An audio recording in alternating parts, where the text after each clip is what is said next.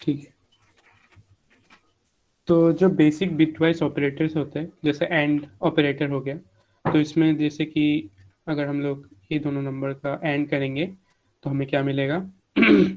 1 0 0 0। फिर आता है और ऑपरेटर, उसमें भी ऐसा ही देख लेते हैं क्या होता है।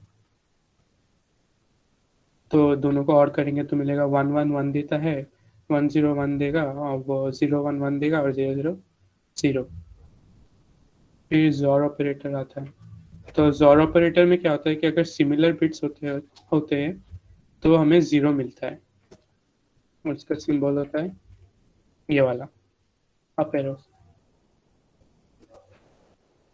तो 1 1 0 1 0 1 0 1 1 0 0 0। अब इसे छोड़ के और एक ऑपरेटर होता है जिसे हम लोग बिटवाइज नॉट ऑपरेटर कहते हैं, जो कि निगेशन के सिंबल से डिनोट किया जाता है। तो अगर मैं निगेशन ऑफ सपोज 0 0 1 0 0 1 1 1 लिखता हूँ, तो बेसिकली क्या होता है कि इसमें जो जीरो बिट्स है वो वन बन जाएंगे, और जो वन बिट्स है वो जीरो बन जाएंगे, फ्लिप हो जाएगा।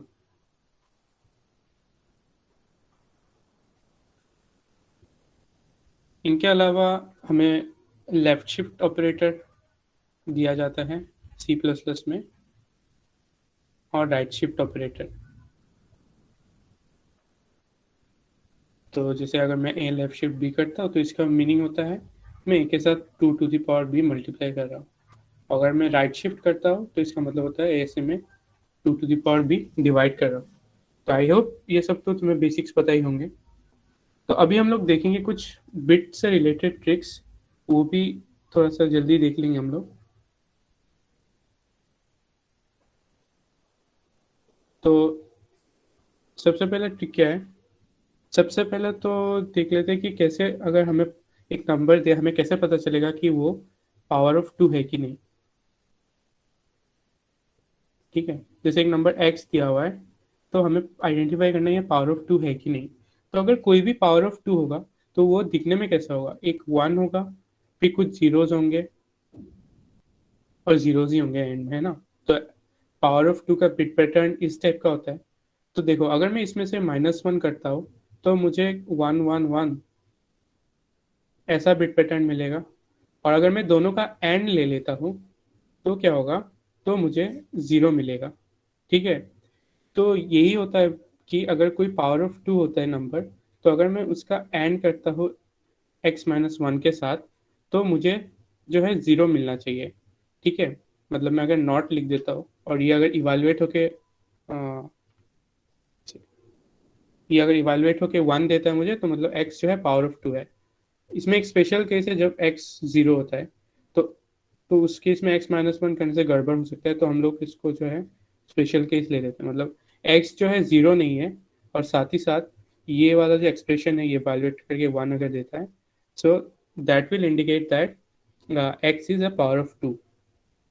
ठीक है, then we have to, let's say we have a number given x, and we have to see that इसका जो ith bit है वो सेट है कि नहीं।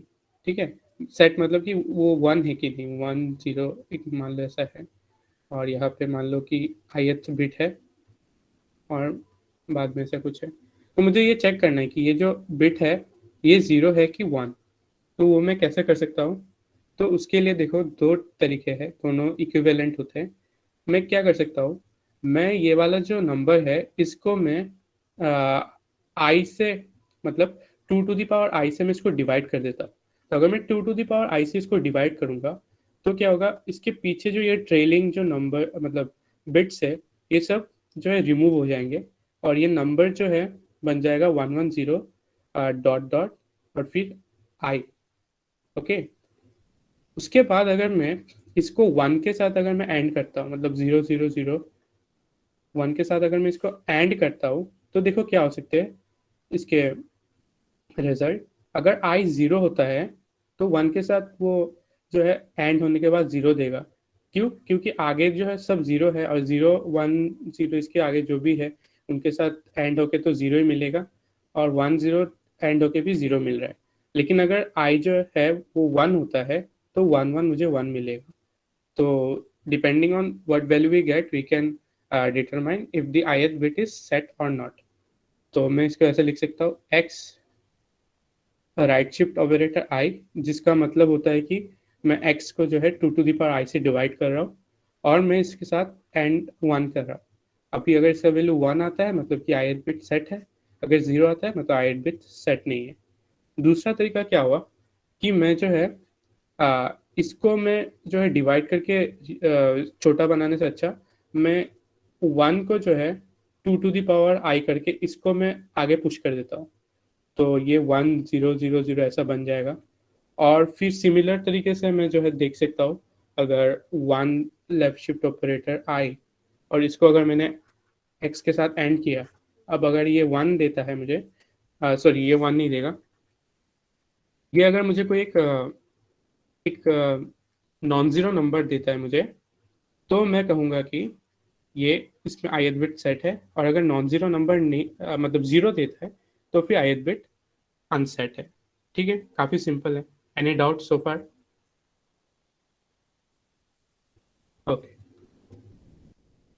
सो थर्ड ट्रिक देखते हैं।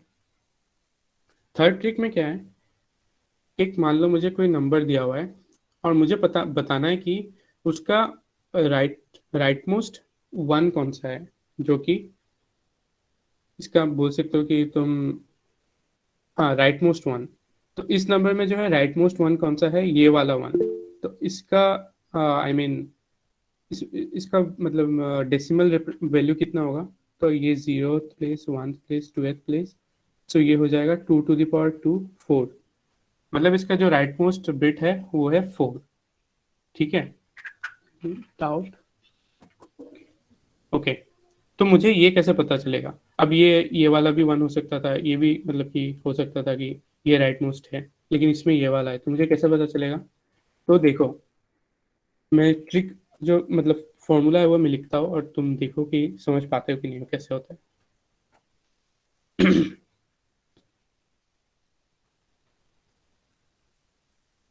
So how is this working? तो पहले इस पे फोकस करो।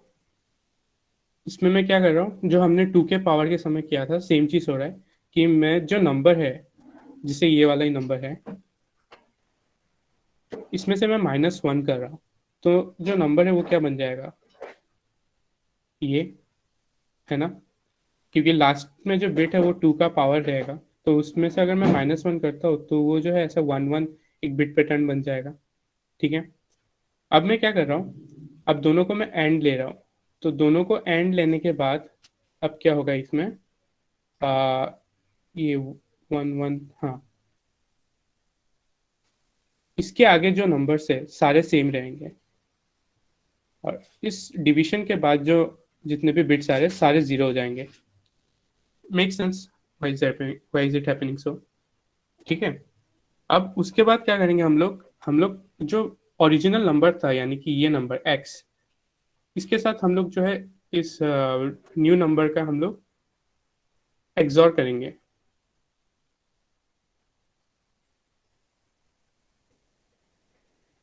ओके, अब इसमें होता क्या है कि क्योंकि दोनों में जो है इस डिवीजन के आगे जो जितने भी बिट्स है सारे दोनों में सेम है और हम लोग एक्सॉर कर रहे हैं, तो एक्सॉर में हम लोग को पता है सिमिलर बिट्स जो है 0 देते हैं, तो ये पूरा 0 बन जाता है।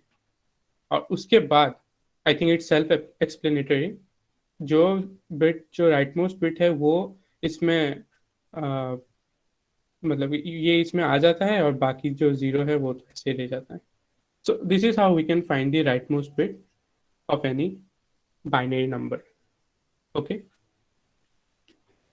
चौथा ट्रिक देखते हैं। तो अभी ये तो हो गया था कि ये सब थे डिडक्शन की, हम लोग को देखना था पावर ऑफ 2 है कि नहीं। अब वो क्या था ये वाला कि राइट, हाँ, ith बिट सेट है कि नहीं हम लोग चेक कर रहे थे। लेकिन अभी मान लो हमें बोला जाता है कि जो ith बिट है उसको हमें सेट करना है। जैसे ये वाला नंबर है और इसमें मान लो ये थर्ड बिट है, ठीक है, और हमें कहा जाता है कि इरेस्पेक्टिव ऑफ, मतलब ये बिट जो है अगर ये 0 है तो इसको 1 बनाओ और अगर 1 रहता है तो फिर तो 1 ही रहेगा ये वाला। हमें इसको जो है इस बिट को सेट करना है। तो वो हम लोग कैसे करेंगे? तो ये भी काफ़ी सिंपल ही है वैसे, तो मैं लिख देता हूँ सेट बिट। ओके,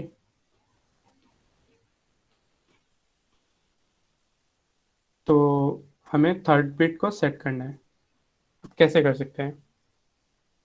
सिंपल है, मैं 1 0 0 अगर मैं ऐसा ले लेता हूँ एक नंबर, और ये मान लो ऐसा है, और मैं दोनों का अगर मैं और ले लेता हूँ, तो देखो ये आराम से ये वाला बिट सेट हो जा रहा है ना। जीरो की जगह अगर यहाँ पे 1 होता, तब भी यहाँ पे 1 ही आई मीन एंड में आता, और अगर 0 है तो 0 1 बन जा रहा है, और बाकी जो जितने भी बिट्स है उसको वो अफेक्ट नहीं कर रहा है। तो अगर हम लोग को बिट को सेट करना है, ith बिट को सेट करना है, तो हम लोग जो है x बिटवाइज और आई करेंगे, लेफ्ट शिफ्ट आई करेंगे, तो इससे जो है ith बिट सेट हो जाएगा। अब अगर बोलते हैं कि उस बिट को फ्लिप करना है,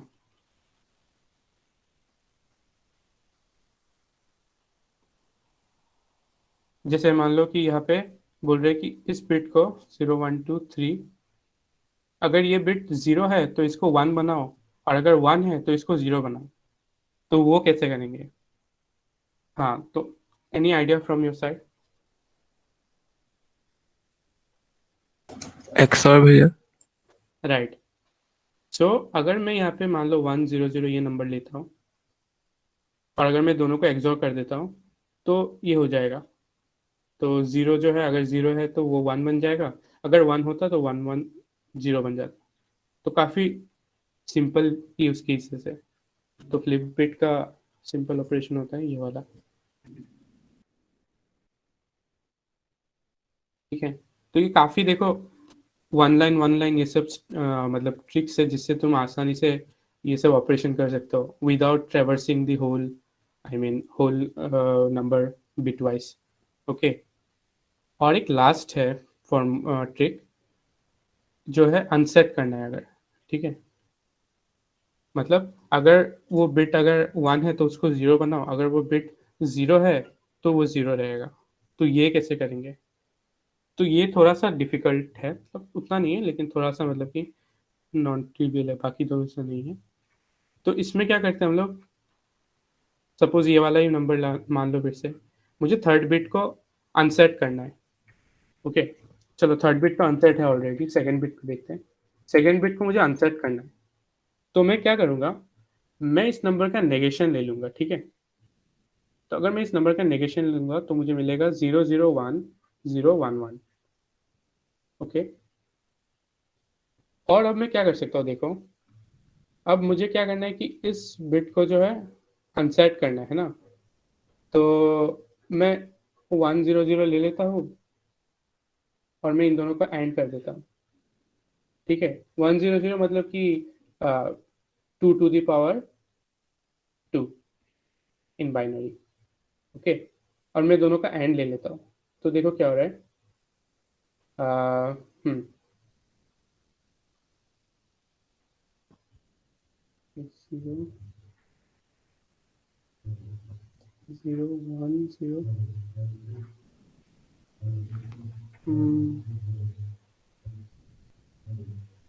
ओह no no, sorry, my fault. हम लोग इसका निगेशन नहीं लेंगे, हम लोग इसका निगेशन नहीं लेंगे। हम लोग यहाँ पे जो 1 0 0 होगा, मतलब 2 to the power 2, उसका निगेशन लेंगे पहले। तो इसका निगेशन लेने के बाद क्या बनता है, 1 1 1 0 1 1। ठीक है, अब इसको हम लोग करेंगे जो ओरिजिनल x था उसके साथ एंड, 1 1 0 1 0 0। अब इसके साथ अगर मैं एंड करता हूँ, तो देखो ये क्या हो रहा है कि, मतलब एक तरह से बोल सकते हो कि जो सेट कर रहे हैं उसका कंप्लीटली उसका उल्टा ही हो रहा है। यहाँ पे सेट में क्या था कि हम लोग को बाकी नंबर्स अगर अनअफेक्टेड रखने थे, तो मैं 0 0 ले रहा हूँ, और फिर मैं और कर रहा हूँ तो वो अनअफेक्टेड ले रहे थे। ठीक है, और इसमें क्योंकि मैं एंड कर रहा हूँ, तो एंड में क्या होता है कि अगर मैं 1 1 के साथ कोई भी नंबर का जो कोई भी नंबर का अगर मैं एंड करता हूँ, तो जो नंबर है वही रहे, वही रह जाएगा। ठीक है, तो वही कंसेप्ट यूज हो रहा है यहाँ पे। मैं 1 1 राइट और लेफ्ट में रख रहा हूँ और मैं इन दोनों का फिर एंड कर दे रहा हूँ, तो ये वाला जो बिट है ये अनसेट हो जाएगा 1 1 0 0 0 0। और मान लो ये अगर बिट अगर जीरो ही रहता ऑलरेडी, तो भी देखो यहाँ पे जीरो ही आ जाता, मतलब अल्टीमेटली ये इसको अनसेट कर दे रहा है। ठीक है, तो इसका फॉर्मूला बन जाता है x and negation of 1 I. Okay, so this is the formula for this.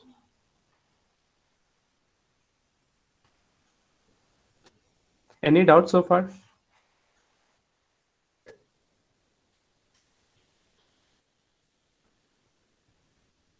Okay, अब दो और सिंपल चीजें देख लेते हैं। तो तो एक बहुत सिंपल चीज है कि प्रिंट द बाइनरी रिप्रेजेंटेशन। ठीक है, तो आई होप ये तो आता ही है सभी को। इसको करने का मल्टीपल वेज है, दो सिंपल वेज में दिखा देता हूँ जो बहुत काम आ सकते हैं। तो एक है ये वाला, एक रिकर्सिव फॉर्मूला है, इसको यूज कर सकते हो। ठीक है, I hope it's self explanatory how it's working. Okay, तो अगर मैं इसको रन करता हूँ, एन मान लो मैं ले लेता हूँ 5 सपोज, तो इसको मैं अगर रन करता हूँ तो देगा 1 0 1 7 पे देगा 1 1 1। तो ये एक फॉर्मूला हो गया। और दूसरा है एक STL में एक बिट सेट बोल के एक तुम्हें डेटा डेटा टाइप मिलता है। ठीक है, तो वो काफ़ी हैंडी है। STL में और भी कुछ तुम्हें बिट रिलेटेड फंक्शंस मिलते हैं, एल्गोरिथम्स मिलते हैं, जैसे पॉप काउंट हो गया। ठीक है, तो वो तुम सेपरेटली थोड़ा देख लेना, नेट में सर्च करके, बहुत आसान है वो कॉन्सेप्ट, समझ में आ जाएगा तुम्हें। तो बिट सेट भी एक डेटा टाइप है। तो बिट सेट अगर मैं ऐसा लिखता हूँ बिट सेट 5n, तो देखो ये डायरेक्टली जो है without any means without me doing anything, it will simply print the bitwise representation of that, I mean sorry, binary representation of n। 5 यहाँ पे रिप्रेजेंट करता है, मतलब मैं कितने बिट्स जो है प्रिंट कराना चाहता हूँ। अगर मैं इसको लिख देता हूँ यहाँ पे 10 मान लो, तो वो 10 बिट्स के प्रिसीशन तक इसको प्रिंट करेगा। Okay, so these are two simple ways of using, I mean printing the binary representation of any number। उसके बाद आता है बिट मास्किंग का एक टेक्निक, जो कि है सबसेट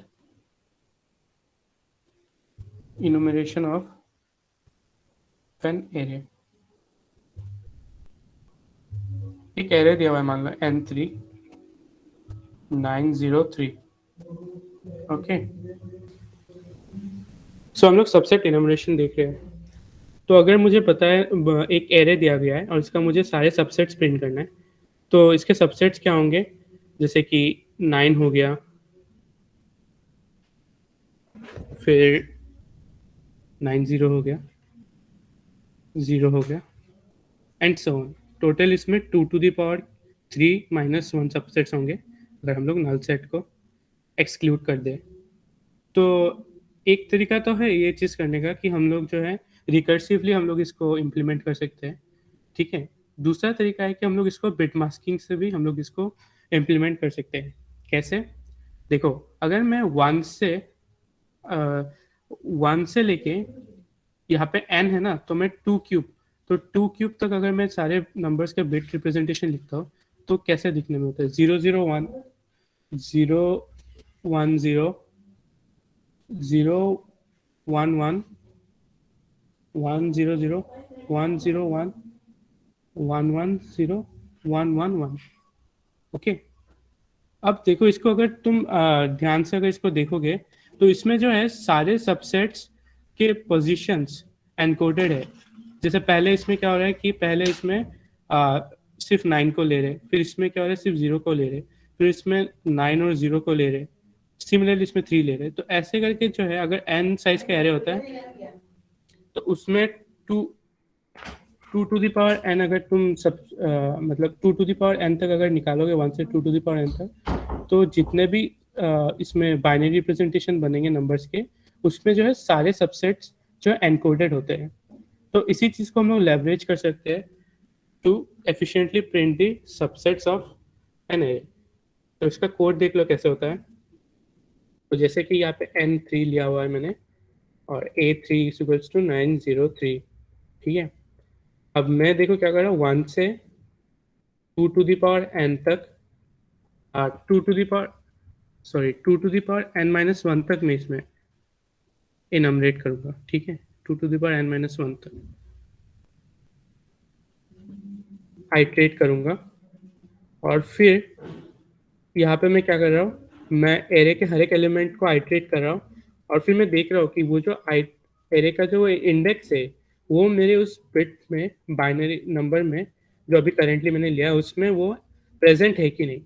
तो उसके लिए हम लोग को क्या करना है, तो रिमेंबर हम लोग ने यहाँ पे पढ़ा था कि how to check if the ith bit is set in x or not, right. तो हमने ये फॉर्मूला यूज किया था, तो यही फॉर्मूला हम लोग यहाँ पे भी यूज कर सकते हैं। बी राइट शिफ्ट आई करने के बाद, एंड 1 करने के बाद, अगर ये 1 इवेलुएट होता है, मतलब कि आई इंडेक्स आई जो है बी में प्रेजेंट है, तो मैं उसको एक वेक्टर में पुश कर सकता हूँ, और बाद में मैं वो वेक्टर को जो है प्रिंट करा दे सकता हूँ। तो मुझे ऐसे करके सारे सबसेट्स मिल जाएंगे। ओके, तो काफ़ी सिंपल यूज था इसका। तो ये तो हो गया जो ट्रिवियल यूज केसेस थे बाइनरी के। अब कुछ एडवांस देखेंगे हम लोग। इससे पहले कुछ डाउट्स तो बताओ।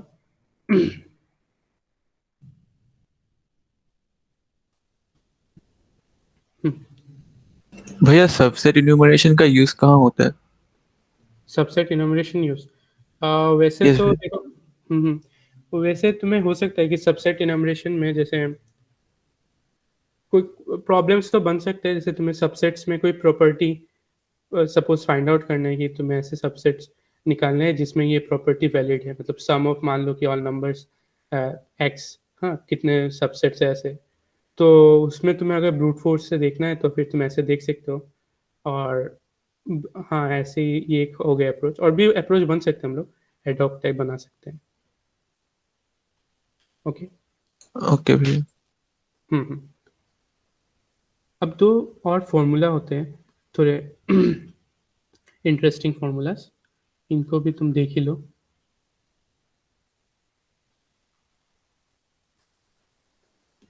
पहला फॉर्मूला है कि अगर मैं दो नंबर्स गिवन है ए एंड बी, अगर मैं ए एंड बी करता हूँ, ये बिटवाइज एंड है, प्लस ए बिटवाइज और बी करता हूँ, तो इसका जो वैल्यू है वो होता है ए प्लस बी के समान।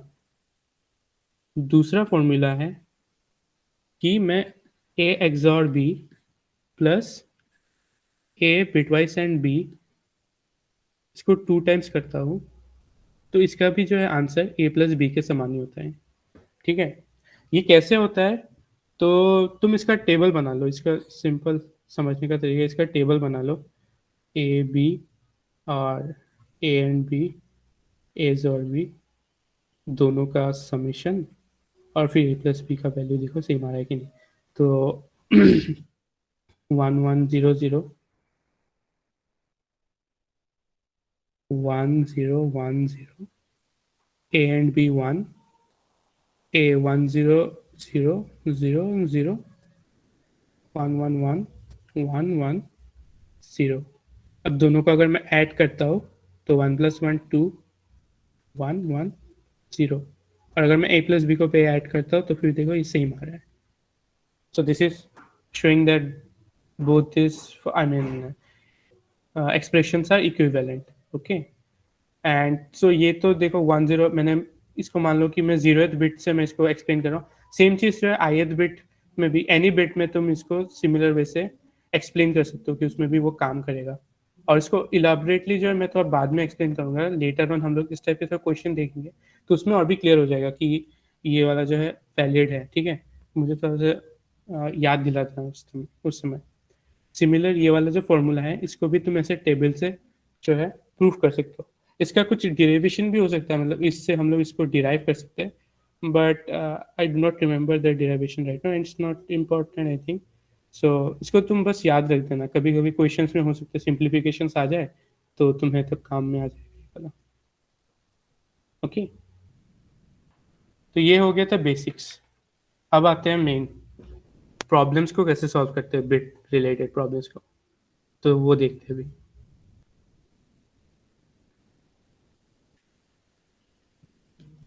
तो एक प्रॉब्लम लेते हैं हम लोग, ठीक है। तो प्रॉब्लम में क्या है, you are given an array where all elements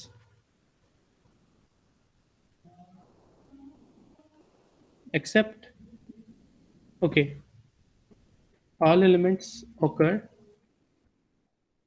even number of times except one element, okay.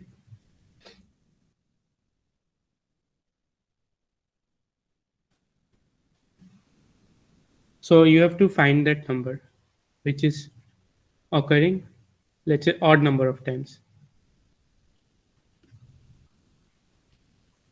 For example, let's say 2 2 6 7 2 6 7.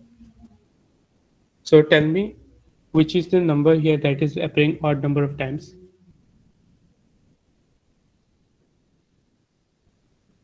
Among this number, which is the number that is appearing, that is having occurrences odd number of times? 2, right? So now you have to devise an algorithm that can find this number efficiently. Let's say big of n. So how can we do that? Okay. So I will give you some time to think about it. Think about some bitwise operator. Mm-hmm. Yes, go ahead. Who was speaking? So to We can bitwise store its count. storage count. Okay, that is one approach. Yeah, it is not bitwise, but storage count. And then if we check that the count is even or odd, then we can find it. Right, that is one way. Anything else? I mean, for count, we can use a simple array also for that, or else map use कर सकते हैं अगर range ज़्यादा है numbers का, तो हाँ ये work कर जाएगा. Anything else? देखो, अब इसमें हम लोग जो है ना जोर लगाएंगे, देखना जोर लगाएंगे तो ये आराम से हो जाएगा. जोर में क्या होता था याद करो कि अगर सिमिलर बिट्स होते हैं, दो बिट सिमिलर होते हैं तो वो हमें जीरो दे देता है, ठीक है. और ये जो है मतलब जोर का जो है प्रॉपर्टी भी है कि दो सेम नंबर्स को अगर जोर करते हैं तो वो हमें जीरो देता है. So this is to say that if some number is xored even number of times, this will result in 0. Now does this like click something in your head how we can apply this in this question? It is pretty obvious now how we can. Yeah, go ahead. Yes, इसमें जिसका जोर मतलब ये पर non zero होगा वही मतलब odd हुआ. जिसका जोर मतलब थोड़ा और क्लियरली बोलना कैसे करेंगे? हर एक एलिमेंट का हम लोग जैसे 2 का मतलब ये पर जितना बार टू आएगा अगर सब मतलब फर्स्ट 2 और 2 का जोर 0 हो जाएगा, फिर इसके बाद हाँ. एक 2 बचेगा, तो मतलब जोर पर नॉन जीरो आएगा, तो लास्ट में जिसका नॉन जीरो आएगा वही होगा. Okay, so what we can do is we can take zor of all the numbers, right? हम लोग एक एक करके आइटरेट करते हैं और एक वेरिएबल ले लेते हैं, मान लो कि zor all. ओके, इसको जीरो से इनिशियलाइज कर लेते हैं और zor all में जो है हम लोग एक एक करके हर एक नंबर को जो है जोर करते जाएंगे. A0 हाँ zor all equals to zor all great, हाँ zor a0, ठीक है, जस्ट अ सेकेंड, ठीक है। तो पहले 2 आ गया मेरे इसमें, ठीक है, 0 zor 2 आ गया, फिर इसमें जाएंगे तो भी 0, आई मीन 2 हो जाएगा zor, फिर 6 होगा, फिर 7 होगा, फिर 2 होगा, फिर 6 होगा, फिर 7 होगा। अब देखो इसमें जो जो इवन नंबर टाइम्स आ रहे हैं, 6 वो कैंसिल हो जा रहा है, 7 कैंसिल हो जा रहा है, जो ऑड नंबर ऑफ टाइम आ रहा है जैसे 2, ये लास्ट में रह जाएगा। तो बस अगर हम लोग सभी नंबर्स का यहाँ पे जोड़ ले लेते हैं तो फाइनल जो जोड़ का वैल्यू आएगा वही नंबर होगा जो इसमें odd number of times appear हो रहा था, and here this answer is 2। Is this clear how this is working guys? Yes भैया। Okay, any doubt, anyone? Okay, so if this is clear, so now let's move on to the next question. Hmm. So you are given an array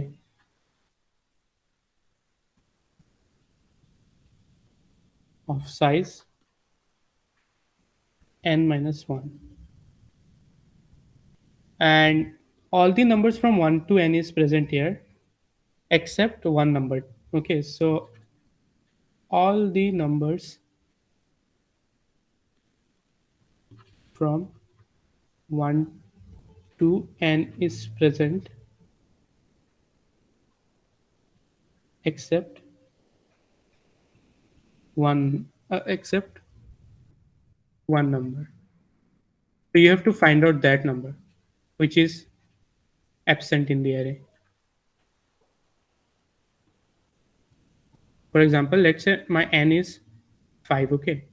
So the array size would be of 4, n minus 1, and it will look something like, let's say 1, 3, 2, 5.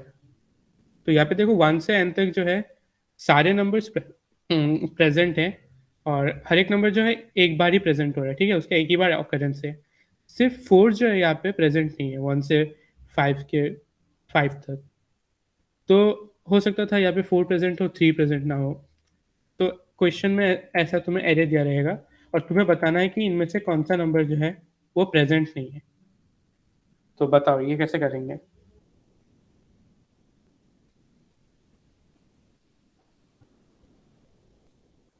ये idea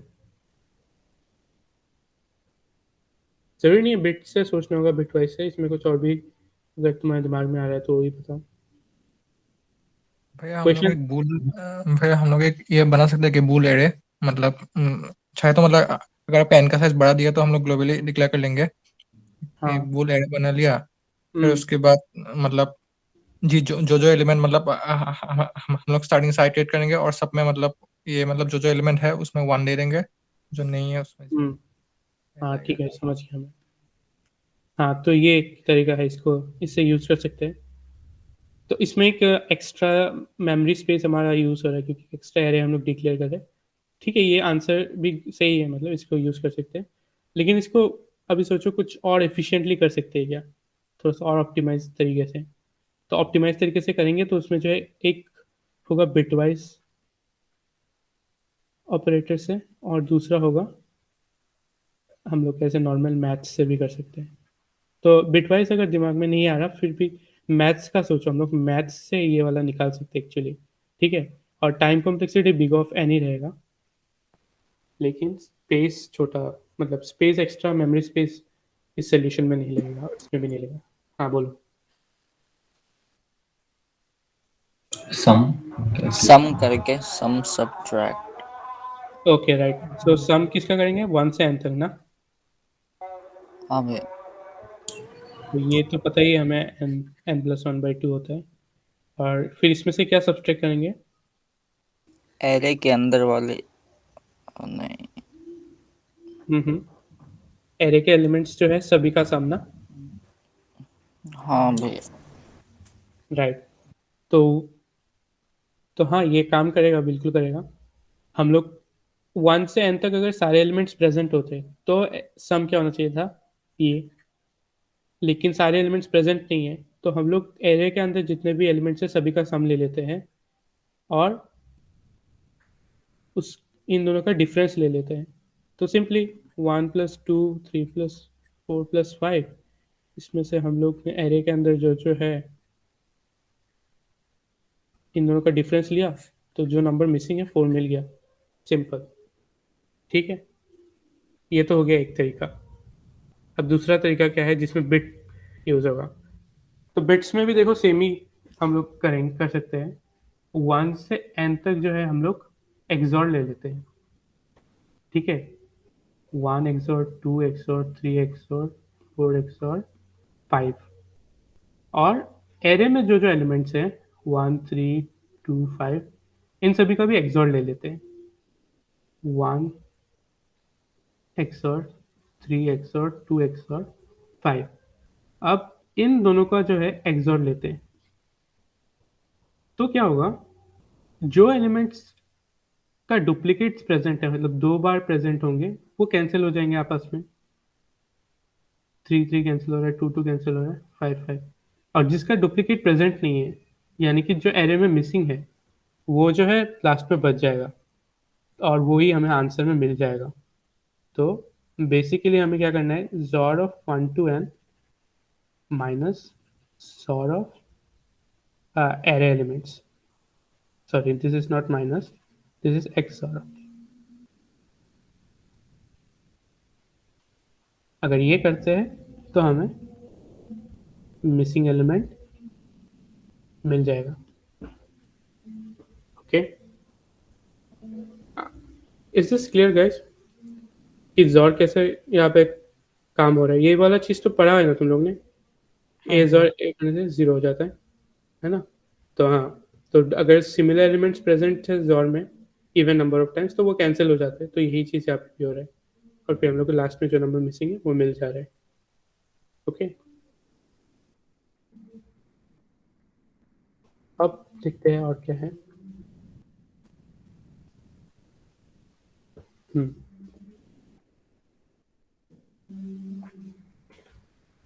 अब ये वाला जो चीज़ था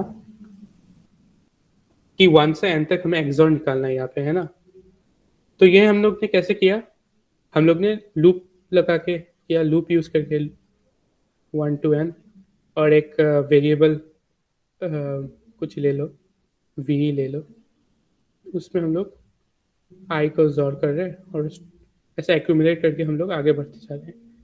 तो इससे हो जा रहा है ये वाला, ठीक है। लेकिन इट टर्न्स आउट दैट अगर तुम्हें 1 to n जितने भी एलिमेंट्स है, यानी 1 XOR 2 3, अगर तुम्हें इस एक्सप्रेशन का वैल्यू निकालना है, ठीक है, तो तुम्हें सारे नंबर्स आइट्रेट करने की ज़रूरत नहीं होगी। तुम इसे जो है सिंगल स्टेप में निकाल सकते हो। एक मतलब कि क्या कहते हैं उसको, केसेस बना के तुम जो है इसको डिडक्ट कर सकते हो कि इसका वैल्यू क्या होगा। अगर n का वैल्यू मान लो कि 10⁻18 ऐसा दिया होता, और तुम्हें बोलते ये 1 से n तक जो जितने भी नंबर्स हैं उनका XOR निकालना है, तब तुम तो आइट्रेट नहीं कर पाते। तो तुम्हें कैसे करना पड़ता, तो उसके लिए क्या होता है कि एक फॉर्मूला डायरेक्ट बन जाता है, ठीक है। क्या फॉर्मूला होता है कि तुम जो n है उसका 4 के साथ मॉड्यूलो ले, ठीक है, यानी रिमाइंडर ले लो, और उसको रैम वेरिएबल में मान लो स्टोर कर लेते हैं। अब क्या केसेस हो सकते हैं, अगर रैम का वैल्यू 0 हुआ तो जो आंसर है, यानी 1 से n तक का जो XOR है वो हो जाएगा n। अगर रैम का वैल्यू 1 है तो जो आंसर है वो हो जाएगा 1। अगर रैम का वैल्यू 2 है तो आंसर हो जाएगा n+1। और अगर रैम का वैल्यू 3 है तो आंसर हो जाएगा 0, ठीक है। अब ये काम कैसे, क्यों काम करता है ऐसा, तो ये इंडक्शन से आराम से प्रूफ कर सकते हैं। तो बेस केसेस देख लेते हैं इसका, ठीक है। तो बेस केस क्या होगा? 0 में क्या हो रहा है? अगर मेरा n 0 है तो मुझे जोर ऑफ ऑल एलिमेंट्स क्या मिल रहा है मुझे? 0। अगर n 1 है तो जोर क्या मिल रहा है? 0 जोर 1 1, ठीक है। n अगर 2 है तो जोर क्या मिल रहा है? 0 जोर 1 3, 2 और 1 3 होता है इनका जोर, ठीक है। और अगर n 3 है तो जोर क्या मिल रहा है? देखो 0 जोर 1 0 2 जोर 3, इसका जोर मुझे पता है 3 है, तो 3 जोर 3 0, ठीक है। तो अगर तुम ध्यान से देखो तो जब मॉड्यूलो, अगर मैं इसका 0 मॉड्यूलो 4 लेता हूँ तो फिर 0 ही मिलेगा मुझे। 3 में भी 4 मॉड्यूलो 3 लेने से भी 3 मिलेगा, ठीक है। तो ये बेस केसेस है। तो देखो n जब 0 हो रहा है मॉड्यूलो, आई मीन सॉरी, हाँ मॉड्यूलो जब तुम्हारा रिमाइंडर जब 0 रह रहा है तो जोर क्या बन रहा है? 0, यानी कि n, क्योंकि n भी यहाँ पे 0 ही है। जब मॉड्यूलो 1 रहता है तो n बन रहा है 1, जब मॉड्यूलो 2 रहता है तो फिर n बन रहा है, सॉरी आंसर बन रहा है n+1, और जब मॉड्यूलो 3 रहता है तो आंसर बन रहा है 0। 3 में n+1 समझ में आया ना, क्योंकि n 2 है तो 2 + 1 3, ठीक है। तो ये हो गया बेस केसेस। अब मान लेते हैं कि this works for every, I mean kth number, okay. So okay, वैसे नहीं देखते अभी, सिंपली मतलब n4 से लेके कैसे प्रोपागेट हो रहा है वही देख लेते, उससे समझ में आ जाएगा। n4 में देखते कैसा हो रहा है।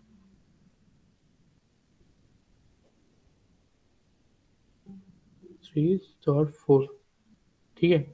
तो अब देखो, अगर ये वाला काम कर रहा है, इसके पीछे वाला जो है हम लोग ने निकाला, ये तो काम कर रहा है, तो इसका वैल्यू हमें पता है 0 है। तो इनका अगर मैं जोड़ लेता हूँ 1 2 3 4 का जोड़ लेता हूँ तो मुझे 4 मिल रहा है, जो कि n है, n 5, मतलब इसमें रिमाइंडर 2, इसमें रिमाइंडर 0, हाँ सॉरी ये रिमाइंडर 1 होगा, रिमाइंडर 1, ये रिमाइंडर 0।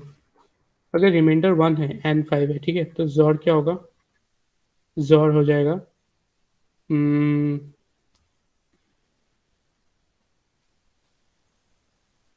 इतना का जोड़ मुझे पता है 4 है, और अब ये 5 है, ठीक है। अब देखो 4 जो है, लास्ट वाला जो है n है, ठीक है, और इसमें रिमाइंडर 0 था। अब एक चीज़ नोटिस करो कि अगर मैं अगर मेरा किसी नंबर के साथ मॉड्यूलो 4 करने के बाद 0 आ रहा है तो बेशक वो नंबर जो है इवन होगा, है ना, तभी 0 आ रहा है। तो अगर मान लो कि तो अगर मान लो वो नंबर दिखने में कुछ ऐसा है, ठीक है, मतलब जैसा भी इसका मतलब सामने में जैसा भी उसका नंबर है, लेकिन एंडिंग वो 0 से ही होगा, इजंट इट? ये तो मानते हो वो एंडिंग 0 से ही होगा, क्योंकि इवन नंबर से हमें पता है कि 0 उसका 0th प्लेस में 0 रहता है और ऑड नंबर्स के लिए 1 रहता है, तो ये जो है 0 से एंड होगा, ठीक है। तो जो मॉड्यूलो 4 वाले जितने भी नंबर्स है वो 0 से एंड हो रहे हैं, तो उनके बाद वाले जो भी नंबर होंगे वो फॉर श्योर जो इनके यहाँ से लेके यहाँ तक जितना भी बिट पैटर्न है वो सेम रहेगा, और सिर्फ यहाँ पे लास्ट में एक 1 आ जाएगा, ठीक है, क्योंकि बाय 1 ही इंक्रीमेंट हो रहा है ना, n से n+1 में जब जा रहे हैं। तो 4 से जब मैं 5 में जाऊंगा तो 4 का देखो बिट पैटर्न क्या है, ये, और जब 5 बन रहा है तो देखो सिर्फ एक ही प्लेस में जो है डिफरेंस आ रहा है, और जब मैं सिर्फ एक ही प्लेस में डिफरेंस आ रहा है दोनों का मैं जोड़ लेता हूँ तो जो सिमिलर बिट्स सामने के आ रहे थे वो एक दूसरे से जो है एनिलेट हो जाएंगे, मतलब कैंसिल आउट कर जाएंगे, तो 0 0 आ जाएगा और सिर्फ 1 ही बचेगा। तो इसमें भी जो है सिर्फ 1 ही बच रहा है, ठीक है। और ये भी देखो हमारे फॉर्मूला के साथ कंसिस्टेंट है, जब मॉड्यूलो 1 आ रहा था तो यहाँ पे 1 आ रहा है। मॉड्यूलो 2 पे देखते हैं 6 में, ठीक है, n = 6 में। तो इसमें भी देखो क्या हो रहा है कि 5 तक का तो मुझे पता है मॉड्यूलो, सॉरी 5 तक का तो मुझे जोड़ पता है क्या हो रहा है, 1, ठीक है। और अब मैं 6 के साथ जोड़ कर रहा हूँ, तो देखो 6 जो है वो भी एक इवन नंबर है। मतलब अगर मैं कोई n मॉड्यूलो 4 अगर 2 दे रहा है तो ये भी एक इवन नंबर ही होगा, ठीक है। n मॉड्यूलो 4 भी एक इवन नंबर ही देगा। और मुझे पता है कि n मॉड्यूलो 4 1 जो इसका प्रीवियस नंबर था उसका जो जॉड वैल्यू है वो 1 आता है। तो अगर मैं अभी इवन नंबर जो अभी करंट नंबर है जिसमें n मॉड्यूलो 4 2 आ रहा है, तो वो भी क्या है, एक इवन नंबर है। तो वो भी जो है कुछ दिखने में ऐसा होगा, मतलब कुछ भी दिखने में, सामने कुछ भी दिखने में, लास्ट का बिट 0 होगा, ठीक है। और मुझे पता है इसके इसके जो प्रीवियस जो नंबर्स थे उनका जॉड जो है 1 आ रहा है। तो अगर मैं इन दोनों को फिर जॉड करता हूँ तो क्या होगा, देखो सामने का जो बिट पैटर्न है वो सेम रहेगा और लास्ट में सिर्फ जो 0th प्लेस है उसमें एक 1 आ जाएगा, which means it becomes n+1। ये क्या बन जाएगा, n+1 यानी 7। और तुम ये चेक भी कर सकते हो 6 का बिट पैटर्न क्या होता है, 110। और फिर मुझे पता है 1 से 5 तक का जॉड जो है 1 आ रहा है, तो ये क्या बन जाए 111, क्योंकि ये 7। तो एक मतलब तुम्हें इंट्यूशन मिल रहा है ये कैसे काम कर रहा है, कि ऐसे इवन बन जाता है, फिर उसके बाद एक ऑड नंबर आ जाता है, तो फिर सभी नंबर्स कैंसिल आउट होके सिर्फ 1 बच जाता है, ठीक है। उसके बाद फिर से एक इवन आ जाता है, तो वो 1 और वो इवन नंबर मिलके n+1 बन जा रहा है। और देखो उसके बाद जब मैं n मॉड्यूलो 4 लूंगा, सॉरी यहाँ पे क्या चल रहा, क्या देख रहे थे अभी हम लोग, 6 तक देख रहे थे ना, 7 आएगा, ठीक है। तो जब n इक्वल्स टू 7 आता है तो इसमें मॉड्यूलो क्या है, इसमें रिमाइंडर क्या है 3, ठीक है। और इसका मैं अगर मैं जीरो जोड़ लेता हूँ तो मुझे पता है कि 1 से 6 तक का जोड़ है वो क्या आ रहा है 6+1, और यहाँ पे 7 के साथ जोड़ करना है। तो प्रीवियस वाले का जोड़ ही आ रहा था n+1 और मैं अभी जोड़ कर रहा हूँ n+1 के साथ, तो दोनों मिलके हो जा रहे हैं 0।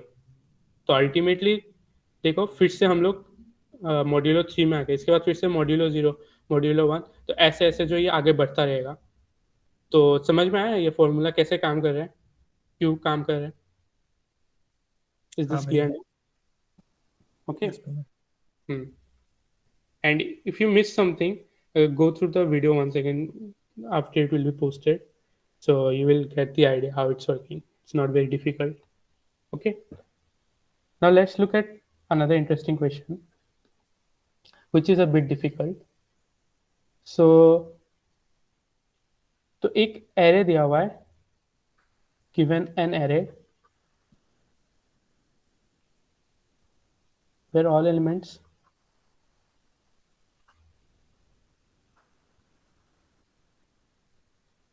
occurs twice except two elements that occurs only once. So you have to find those two numbers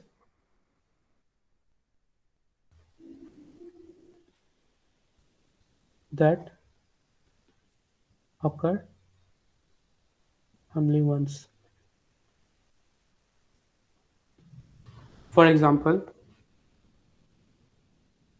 array मान लो ऐसा है 2 2 3 3 16 23 23 एंड 5। यहाँ पे देखो 2 जो है ये भी 2 बार अपेयर हो रहा है, 3 भी 2 बार अपेयर हो रहा है, 16 एक बार सिर्फ अपेयर हो रहा है, 23 2 बार अपेयर हो रहा है और 5 सिर्फ एक बार अपेयर हो रहा है। तो अगर तुम्हें ये एरे दिया हुआ है तो तुम्हें क्या रिटर्न करना है, तुम्हें रिटर्न करना है 16 और 5, क्योंकि ये दोनों ही नंबर्स है जो सिर्फ एक एक बार रिपीट हो रहे हैं, आई मीन ऑकर कर रहे हैं, ठीक है। तो how do you find this two numbers? तो ये थोड़ा सा ट्रिकी क्वेश्चन है, सोचो कैसे कर सकते हैं ये, how can we find this? Question में डाउट है कुछ क्वेश्चन समझ में आया? हाँ भैया Same way, Zor. You play Zor. Zor. Yes, way. Okay. So if we take Zor of all these numbers, Not all here. I will iterate when I will get. I mean, uh, after completing 3 way, I will get 16. Then after 16, I won't get 0. okay, so I will stop and I will again start from 23. so what you're saying is basically, so let me start iterating from from 2, let's say. Okay, so in 2 my Zor is 2, then I move to the second 2, so my Zor becomes 0. Okay, then I move to 3, my Zor is 3, then when I'm here, then my Zor is 0.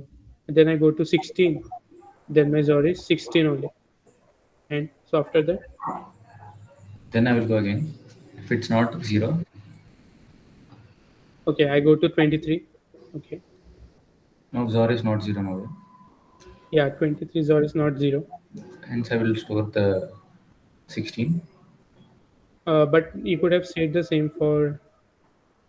Okay, so basically because here the numbers are like stored adjacent to each other, duplicate numbers, so that is why you're thinking that this will work.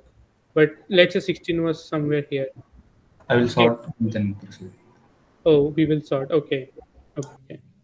So first we will sort, and then we will. Okay. Mm, so after every two numbers, I should be getting 0. Okay. Yeah, this is a good idea. I think this should work. I think so. 2, 2, 3, 3. So yeah, 16, 23. No, I think 5 will come here. Okay, 5, 16, 23, 23. So let's take the first two numbers. They are giving me 0. Okay, then the next two numbers is also giving me Zor as 0. The next two numbers are not giving me Zor as 0.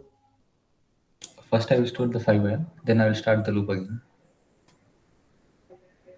Okay, I have stored 5 then. We'll start the loop from 16. Okay, so I'm starting the loop from 16. Then what will happen? Can you just go through that? 16, 23, the Zor is not 0. Hmm. Hence, I got 16. Since we will only get 2 values, then I will take from there. Okay.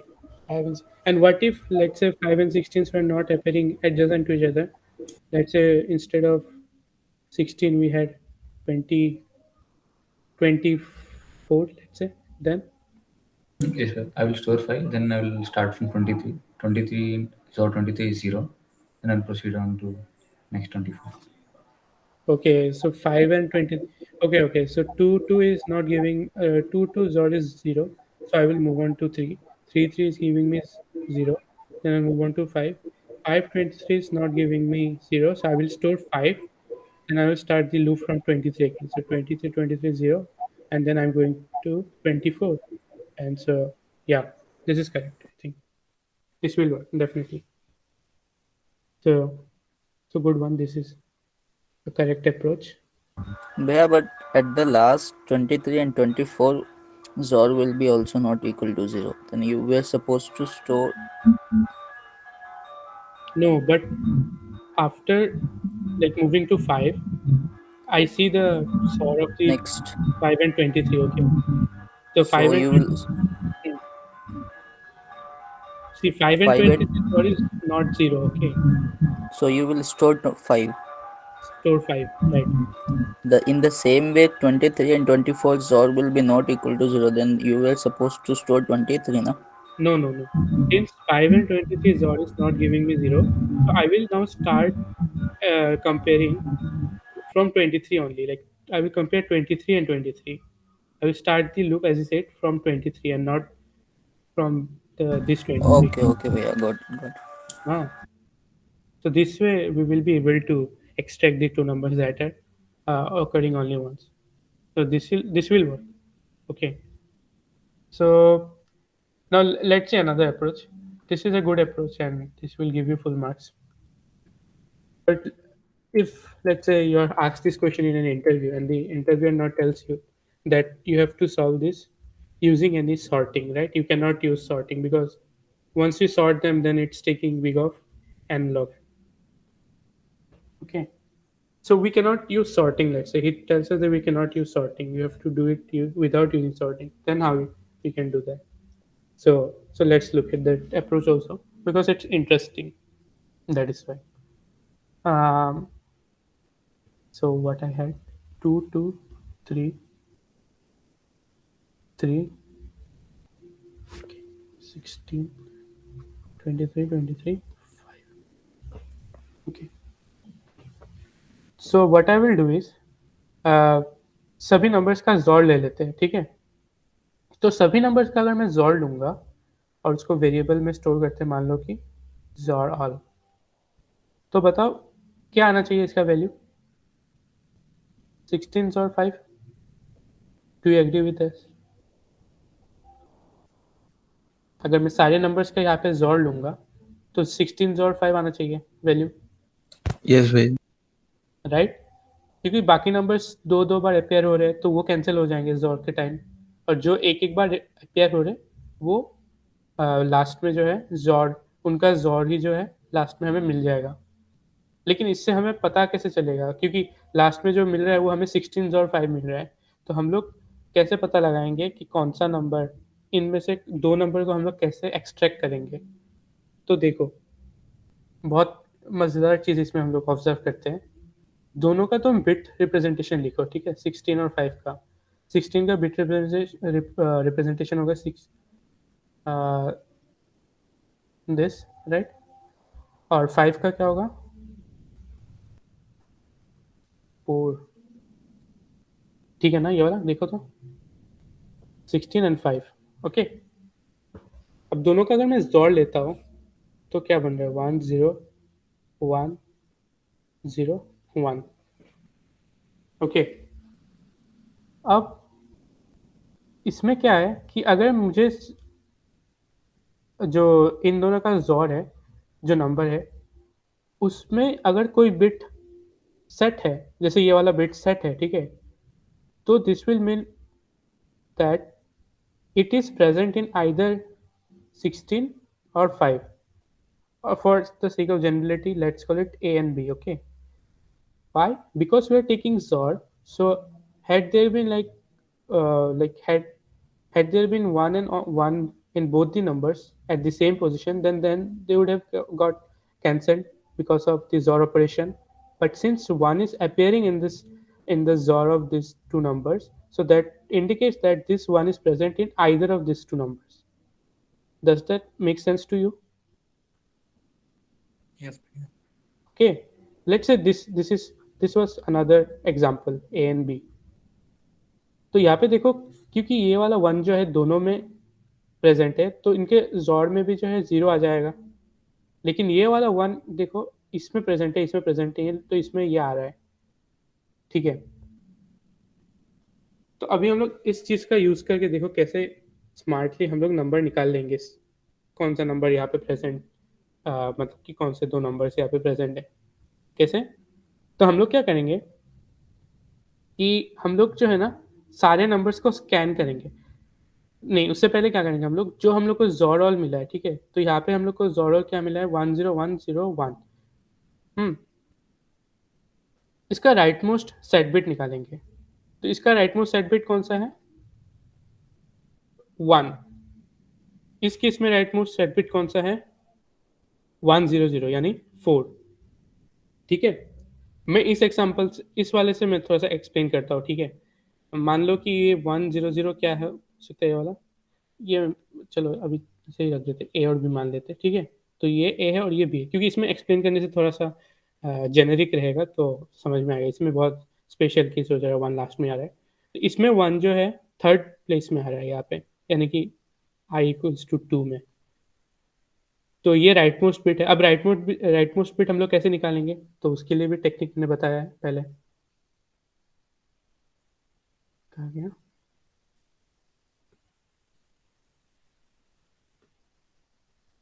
ये वाला for finding out the right most bit हम लोग ये वाला formula use कर सकते हैं।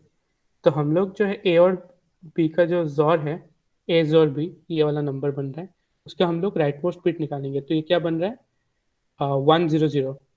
अब हम लोग देखेंगे सारे नंबर्स को स्कैन करेंगे और दो ग्रुप्स बना देंगे, ग्रुप 1 और ग्रुप 2। ठीक है, ग्रुप 1 में क्या होगा, इनमें से जो भी नंबर्स है जिनका ये सेकेंड बिट सेट है उसको ग्रुप 1 में हम लोग इंसर्ट कर देंगे। ठीक है, और जिनका ये बिट सेट नहीं है उनको ग्रुप 2 में सेट कर देंगे, इंसर्ट कर देंगे। ओके, सो देखते हैं यहाँ पे जैसे 2 देखो, 2 क्या होता है 10। तो इसमें सेकेंड बिट जो है सेट नहीं है तो इसको ग्रुप 2 में दे देंगे। ये 2 आया तो ये 2 भी आ जाएगा। 3 देखो, 3 में जो है ये बिट सेट नहीं है तो 3 भी यहाँ पे आ जाएगा। अब 23 आ गया। ठीक है, तो 23 का क्या होता है, 23 में क्या होता है 16, 16 1, अच्छा 16 4, 16 4 ये हो रहा है। ठीक है, तो 23 में देखो सेकेंड बिट जो है ये वाला टर्न ऑन है। ओके, सो 23 को मैं ग्रुप 1 में ले लूंगा, ये 23 भी आ जाएगा इसके साथ साथ।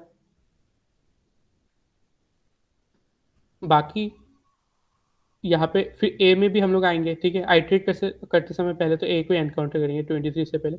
तो ए में देखो क्या सेकेंड बिट टर्न ऑन है, हाँ है, तो हम लोग ए को ग्रुप 1 में रख दे रहे हैं और कॉन्सिक्वेंटली बी जो है उसमें ये सेट नहीं होगा तो वो ग्रुप 2 में आ जाएगा।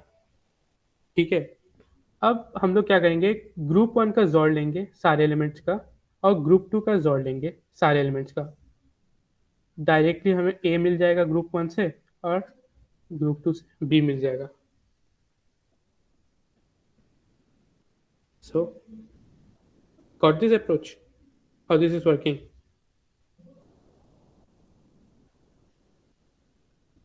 That's great. Okay.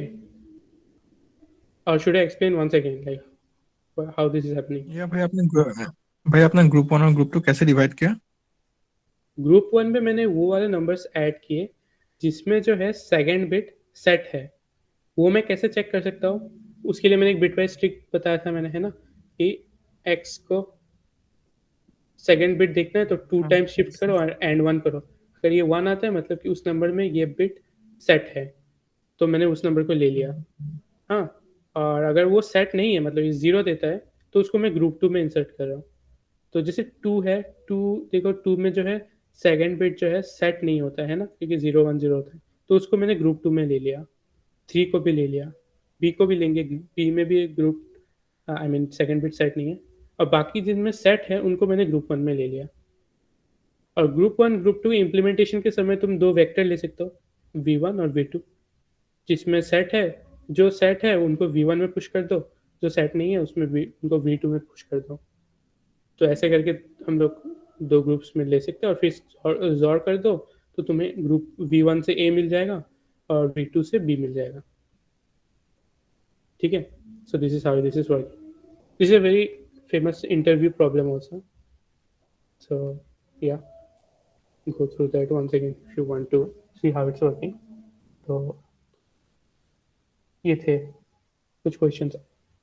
अब थोड़ा इम्पोर्टेंट जो होता है वो होता है कि कभी कभी क्या होगा कि क्वेश्चन तुम्हें दे देगा कि तुम्हें एक बिटवाइज एक्सप्रेशन दिया है और तुम्हें उसका वैल्यू इवेलुएट करना है। ठीक है, जैसे एक क्वेश्चन है, मान लो तुम्हें एक एरे दिया हुआ है, given an array, you have to evaluate the XOR of the sum of, so find sum of XOR of all pairs of numbers।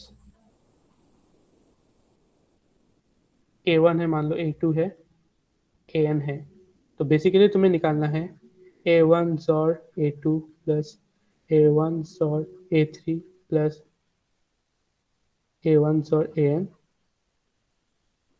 plus a2 XOR a3 plus a2 XOR a4 plus and all the way down to an XOR an minus 1 XOR an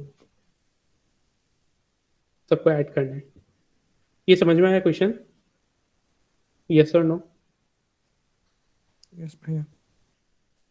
everyone, is the question clear to everyone? Yes भैया। Okay, so बहुत complex लग रहा है ये वाला question देख के, है ना, कि कैसे ये वाला हो सकता है। जोर भी कर रहे हैं, फिर ऐड भी कर रहे हैं सारे पेयर्स का। ब्रूट फोर्स क्या होगा इसमें? ब्रूट फोर्स तो सिंपल है, बिग ऑफ एन स्क्वायर में 2 लूप लगा दो, नेस्टेड लूप्स, और नेस्टेड लूप में तुम 2 एलिमेंट्स का जोर करो और एक सम वेरिएबल में ऐड करते जाओ, ठीक है। लेकिन इसको हम लोग उससे भी फास्टर वे में कर सकते हैं, तो वो देखेंगे कैसे होता है। तो देखो, ऐसे टाइप के जब भी क्वेश्चन आएंगे ना, और इस टाइप के क्वेश्चन बहुत कॉमन है, ऐसे जोर के I mean sorry bitwise operations दिया होंगे और तुम्हें उसका एक्सप्रेशन का इवेल्युएट करना होगा, तुम्हें उसका वैल्यू, ठीक है। तो उस टाइम क्या होता है कि हमेशा जो है ना, नंबर्स को बिट के फॉर्म में तुम इमेजिन करना, ठीक है। सो बेसिकली मैं इसको थोड़ा सा क्वेश्चन को रीराइट कर देता हूँ यहाँ पे। तो बेसिकली मुझे क्या पूछा है कि सम ऑफ जोर ऑफ ऑल पेयर्स निकालना है, ठीक है। तो for any two given numbers ai and aj, I have to find zor. So if I write it formula, this would be like 2 sigmas 1 to n, and j would be from I plus 1 to n. Okay, so I have to find the value of this expression. So see one thing, अगर मैं ai zor aj कर रहा हूँ, तो ai मान लो कि कुछ ऐसा है और aj मान लो कि कुछ ऐसा है।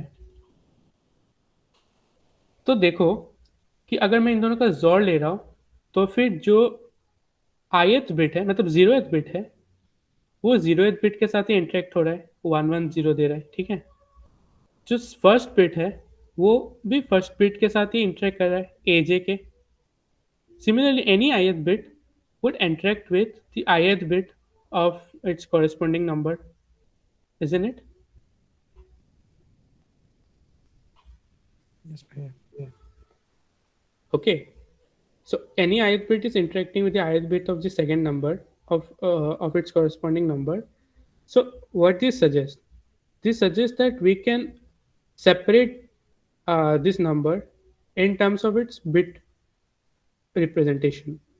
So what I mean by this is that ये वाला जो ai और aj सिग्मा ये सब है, ये मैं सिर्फ कैलकुलेट करता हूँ for the 0th bit of all the numbers present in the array. तो बेसिकली इसको मैं कैसे लिख सकता हूँ? मान लो मैं इसको 0 यहाँ पे लिख रहा हूँ, ये मीन कर रहा है मैं ये 0th बिट के लिए मैं फाइंड आउट कर रहा हूँ इसका वैल्यू, ठीक है। फिर सेम चीज़ जो है मैं बिट फर्स्ट बिट के लिए मैं कैलकुलेट करूँगा, सेम चीज़ जो है मैं सेकेंड बिट के लिए कैलकुलेट करूँगा, and all the way up to जितने भी बिट्स प्रेजेंट है, ठीक है। मान लो कि k बिट्स प्रेजेंट है नंबर में, मैक्सिमम प्रैक्टिकली 32 हो सकते हैं, 10 to the power 9 अगर हुआ, या फिर 64 अगर 10 to the power 18 हो, तो k लिख देता हूँ, ठीक है।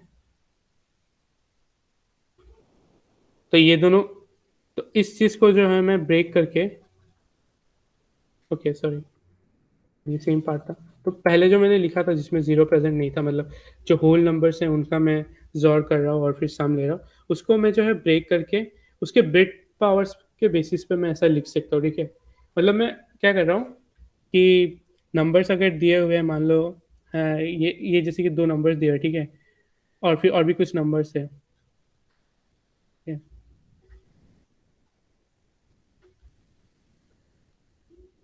0 1 0 1, ठीक है, ये कुछ नंबर्स दिए हुए हैं। तो मैं पहले देखूंगा कि ये वाले पेयर कैसे बन रहे, मतलब 0 पोजीशन में जो है उसमें क्या क्या पेयर्स बन रहे हैं। जैसे कि इसमें क्या क्या पेयर बन रहे हैं 0 पोजीशन में, 1 and 1 बन रहा है, फिर 1 0 बन रहा है, 1 1 बन रहा है एंड सो फोर्थ, ठीक है। फर्स्ट पोजीशन में कौन सा बन रहा है, 0 1 बन रहे हैं, 0 0 बन रहे हैं, 1 0 1 0, ऐसे मतलब कि सारे पोजीशंस में देखूंगा मैं कैसे वो कंट्रीब्यूट कर रहे हैं फाइनल आंसर में, ठीक है। तो इसको थोड़ा सा और बेटर वे में मैं लिखता हूँ तो क्लियर हो जाएगा अभी, ठीक है। तो जो मुझे एरे दिया हुआ है, सपोज एरे में जो नंबर्स है उसको मैं अभी बाइनरी रिप्रेजेंटेशन में लिखता हूँ, ठीक है। तो मान लो ये है मेरा फर्स्ट नंबर, ये है मेरा सेकंड नंबर, ये है मेरा थर्ड नंबर, ये है मेरा फोर्थ नंबर, ये है मेरा फिफ्थ नंबर, और ये मान लो कि मेरा सिक्स नंबर है, ठीक है। तो मैंने सारे नंबर्स को जो है बाइनरी रिप्रेजेंटेशन में लिख लिया है। ये फर्स्ट नंबर है, ये सेकंड है, ये थर्ड है, ये फोर्थ है, ये फिफ्थ है, ये सिक्स्थ है, ओके। अब चलो, अब हम लोग क्या करते हैं कि हर एक प्लेस मतलब बिट पोजीशन के हिसाब से हम लोग देखते हैं कि वो कितना आंसर कंट्रीब्यूट कर रहे हैं फाइनल सम में, ठीक है। अब मुझे बताओ कि यहाँ पे फोकस करो इसमें कि दो बिट्स पेयर अप अगर होते हैं तो वो कब जो है वन कंट्रीब्यूट करेंगे फाइनल आंसर में। भैया 10 और 01। 1 0 एंड 0 1 डिफरेंट बिट्स होंगे तभी वो वन कंट्रीब्यूट करेंगे, ठीक है। तो मैं क्या करूँगा, मैं यहाँ पे काउंट कर लूँगा कि कितने सारे सेट बिट्स है। तो यहाँ पे कितने हैं, 4। तो अनसेट बिट्स कितने हो जाएंगे, 2, ठीक है। तो फाइनल आंसर में जो नंबर ऑफ वंस होंगे वो कितने होंगे, कोई बता पाएगा अभी।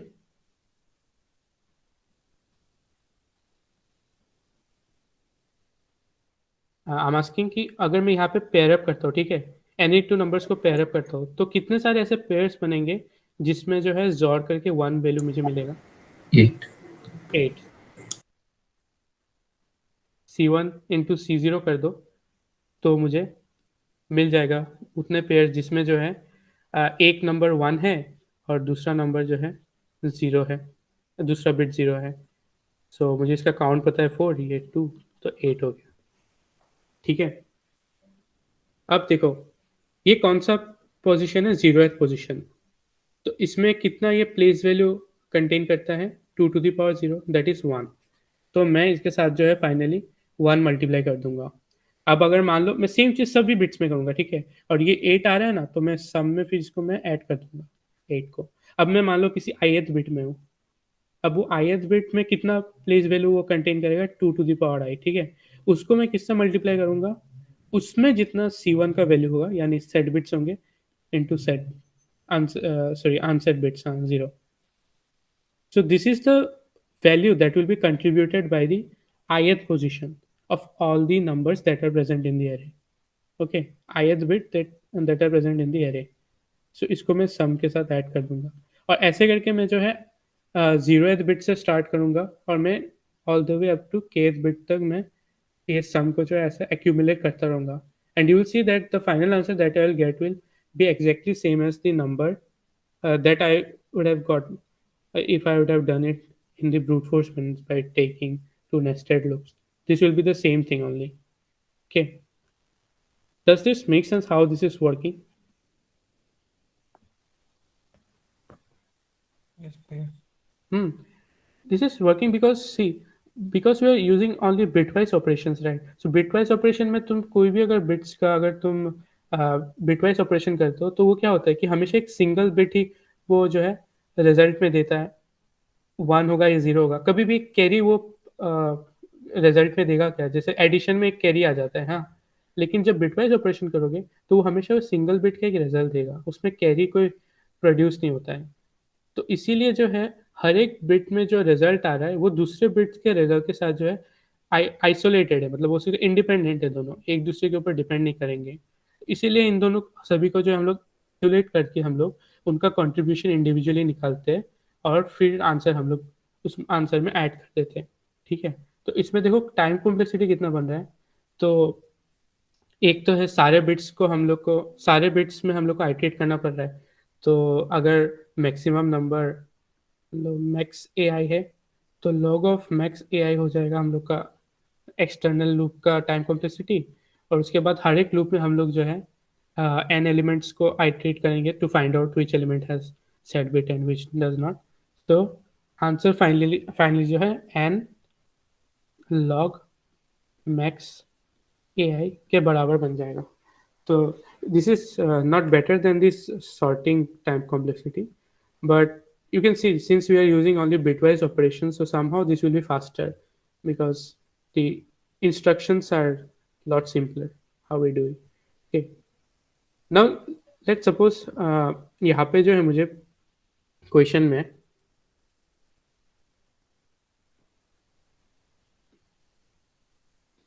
लास्ट वाले में क्या था, मैंने जोर निकाला था, ठीक है।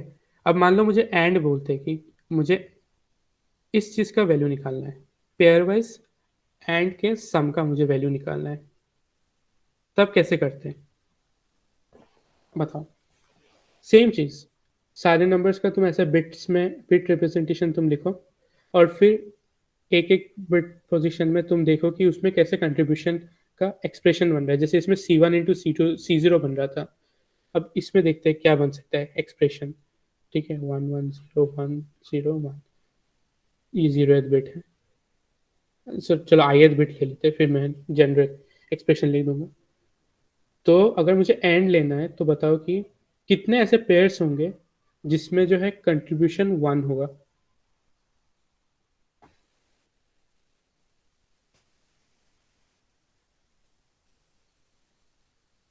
बताओ, एंड में हम लोग को पता है हमेशा 1 एंड 1 होने से ही जो है हमेशा 1 आता है। तो भैया 6 6 1 2 3 4 4 राइट। सो कैसे किया हम लोग ने, जितने भी सेट बिट्स है उसका काउंट निकाल लो, मान लो C1। अब सेट बिट्स में जो अगर हम लोग दो दो करके लेते हैं तो ही वो हमें आंसर दे देगा, यानी कि बेसिकली NC2 जो होता है, तो C1 इंटू C1 माइनस 1/2, तो यहाँ पे आ जाएगा 4 इंटू 3/2 6। तो 6 पेयर्स होंगे जो मुझे 1 कंट्रीब्यूट कर रहा है। लेकिन ये इतना तक ही नहीं हुआ, इसके बाद मुझे इसका प्लेस वैल्यू में मल्टीप्लाई करना पड़ेगा। इसका प्लेस वैल्यू क्या है, कितना होगा इसका प्लेस वैल्यू, ith पोजीशन का प्लेस वैल्यू कितना होगा, 2 to the power i। to the power f। तो ये जो टर्म है इसको मैं ऐड करूंगा अपने फाइनल सम में, और ये सभी के लिए सेम रहेगा, ठीक है। 2 टू द पावर 0 और फिर यहाँ पे NC2 n, यानी कि जितने भी सेट बिट्स है। और अगर यहाँ पे मान लो मुझे एंड ना बोल के और बोला होता तब क्या करता मैं,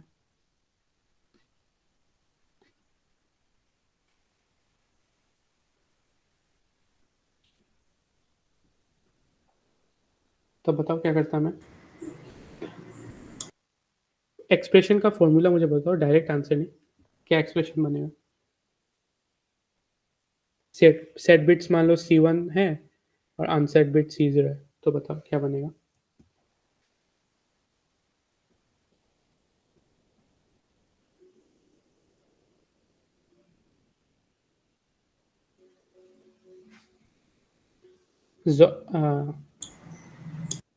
बोलो बोलो।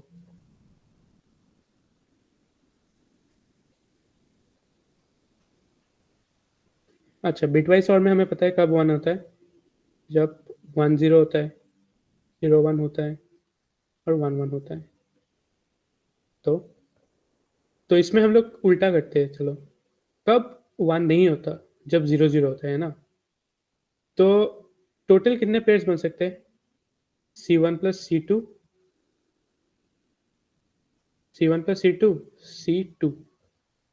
ये समझ में आया ना कैसे हो रहा है। NC2 बेसिकली n जो है बेसिकली C1 प्लस C2, जितने भी सेट बिट्स है प्लस अनसेट बिट्स उतने टोटल बिट्स हो गए यहाँ पे, है ना, टोटल नंबर्स। तो NC2 ये है टोटल जितने पेयर्स बन सकते हैं, उनमें से माइनस कर दो C2 C0, sorry C2 C2, सी सॉरी मैं C2 क्यों लिख रहा हूँ बार बार, ये C0 C2 यानी जितने भी अनसेट बिट्स है उनका चॉइस 2, तो मुझे मिल जाएगा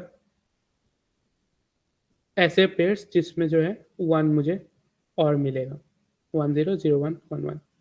मेक सेंस? यस और नो? यस भैया। ठीक है, इस आइडिया को जो तुम एक्सटेंड कर सकते हो, जैसे ये मैंने पेयर्स में समझाया है ना, अब इसको तुम सबसेट में भी एक्सटेंड कर सकते हो, सब एरेज में भी एक्सटेंड कर सकते हो। सेम जो है इनिशियल अप्रोच सेम होता है, तुम्हें इसे ऐसे बनाना होगा और बस तुम्हें जो ये एक्सप्रेशन है, मतलब कैसे कंट्रीब्यूशन जो है वर्कआउट कर रहा है, इसका फॉर्मूला बस तुम्हें निकालना होगा कि कैसे काम कर रहा है। जैसे सबसेट में ही देख सकते हो तुम, सबसेट में अगर मुझे बोल देते कि जितने भी सबसेट्स बन रहे हैं, ठीक है, सारे सबसेट्स का XOR of all subsets, okay, XOR of all subsets उनका सम, मतलब जो भी सबसेट बन रहे हैं सबसेट के एलिमेंट्स का XOR करो और फिर ऐसे सारे एलिमेंट्स, ऐसे सारे टर्म्स को तुम ऐड करके बताओ कितना आंसर आ रहा है। ये समझ में आया क्वेश्चन क्या बता रहा हूँ मैं?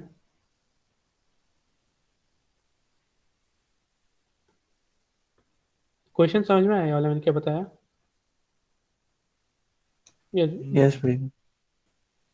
ओके, हाँ, तो ये भी क्या कर सकते हैं हम लोग, ये भी सेम ही रहेगा, ith बिट पे फोकस करो बस और उसका देखो फाइनल आंसर क्या निकल रहा है। तो C1 है मान लो सेट बिट्स और C0 है अनसेट बिट्स। अब बताओ ऐसे कितने सारे सबसेट्स होंगे जिसमें जो है XOR करने के बाद मुझे XOR, अच्छा XOR नहीं, अभी सिंपल कुछ लेते हैं, एंड ले लेते हैं। XOR में भी हालांकि बन सकता है, एंड से समझते हैं, XOR वाला होमवर्क ले लेना, तुम देख लेना। तो ऐसे कितने सारे सबसेट्स है इसमें जिनका अगर मैं एंड करता हूँ तो मुझे 1 मिलेगा। जैसे 1 एंड 1 एंड 1, ये एक सबसेट है जो मुझे 1 देगा, 1 एंड 1 ये भी एक सबसेट है जो मुझे 1 देगा, लेकिन 0 एंड 1 ये मुझे 0 दे देगा। तो ये सबसेट जो है बैड चॉइस है, मुझे गुड चॉइसेस के काउंट निकालने, कितने ऐसे चॉइसेस है, सबसेट्स है जिसमें 1 मिलेगा मुझे एंड करने के बाद। और मुझे सेट बिट्स कितने C1 ये भी मैंने पता लगा लिया सिमिलर वे में। तो बताओ क्या होगा एक्सप्रेशन, कितने सारे ऐसे सबसेट्स है जो 1 देंगे वैल्यू? Four,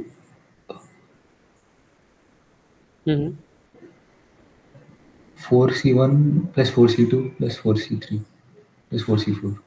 4C4, अच्छा ठीक है, यहाँ पे 4 मैं C1 ले लेता हूँ। अच्छा ठीक है 4 ही लेते हैं, मतलब वो सेट बिट्स मीन कर रहा है ना, 4C1 plus 4C2 plus 4C3 plus 4C4। 4C4, हाँ, इसको लिख सकते हैं 2 to the ऊपर power n 4 माइनस। आंसर।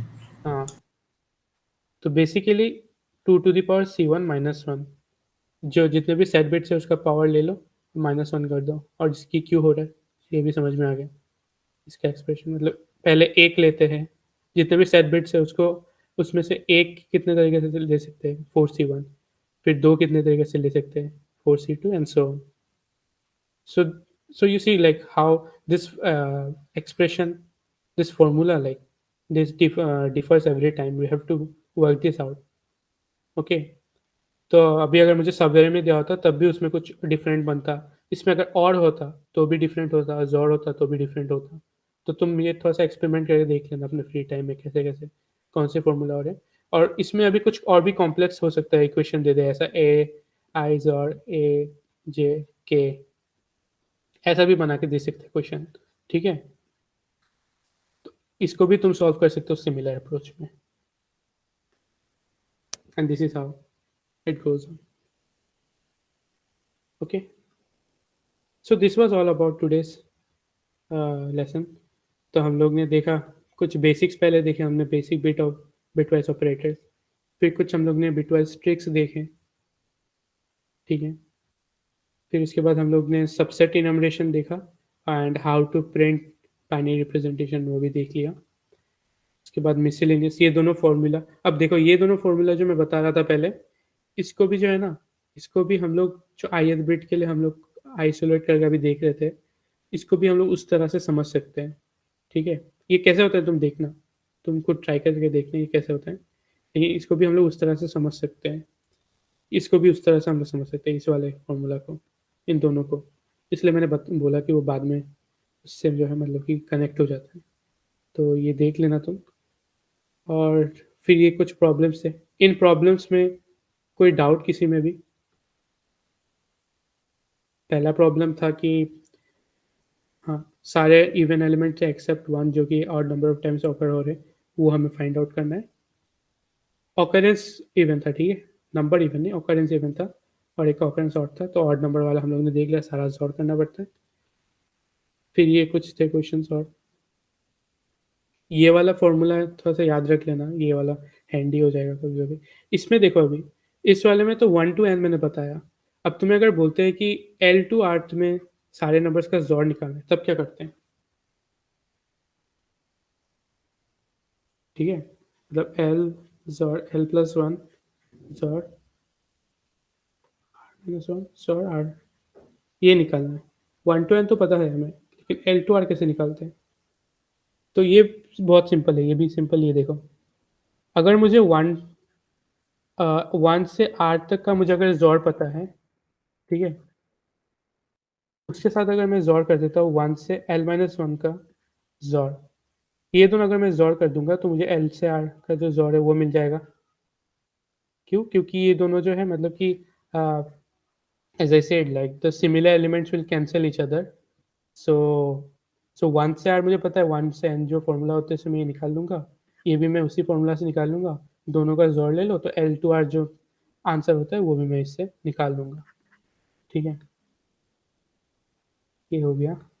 और लास्ट में ये वाला बहुत इंपॉर्टेंट था, अभी लास्ट में जो मैंने बताया, इसी का बहुत यूजेज होता है। बिटवाइज के जो टफ क्वेश्चंस होते हैं उनको इस टाइप से ही सॉल्व करना पड़ता है, ब्रेक डाउन करके। So this was all about today's class. Any question guys, any doubt?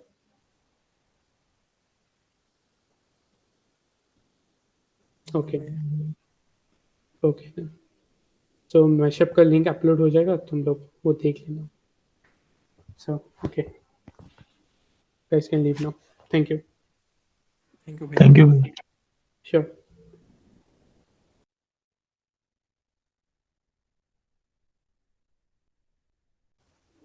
Hello भैया, हाँ बोलो। एक थोड़ा सा दूसरा क्वेश्चन था, उसमें डाउट था। हाँ एक सेकंड।